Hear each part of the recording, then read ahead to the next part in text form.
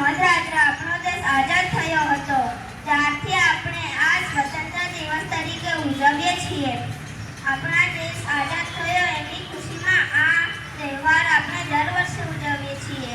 1947ના પહેલા આપણો દેશ એક ગુલામ હતો. આપણા દેશ પર બ્રિટિશ સરકારનું રાજ ચાલતું હતું.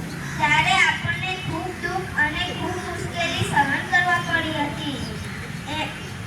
આખરે ગાંધીજીએ સત્યાગ્રહની લડત લડી. એમાં મંગલ પાંડે, સદગુરુ સુખદેવ, રાજગુરુ તેઓ હસતા મોઢે શહીદ થઈ ગયા. આજે પણ સ્વતંત્ર દિવસે આપણા દિલ્હીના વડાપ્રધાન લાલ કિલ્લા ઉપર જઈને ધ્વજવંદન કરે છે. સ્વતંત્ર દિવસે બધા સ્વતંત્ર સેનાનીઓને શ્રદ્ધાંજલિ આપે છે. ચાલો આપણે પણ તેમને યાદ કરીએ અને વંદન કરીએ. આજે આપણો દેશ પામી રહ્યો છે. તેની વાતમાં આપણે પણ સાથ આપીએ. આપણા દેશમાં સમૃદ્ધિ અને આનંદ જળવાઈ રહે.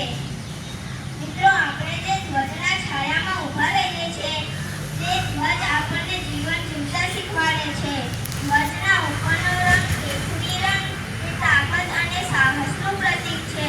મધ્યમાં આવેલો સફેદ રંગ એ શાંતિ, સંવાદ અને બીજા ધર્મોનું માન કરવાનું શીખવે છે. અને છેલ્લે આવેલો લીલો રંગ તે વીરતા અને સમૃદ્ધિનું પ્રતીક છે.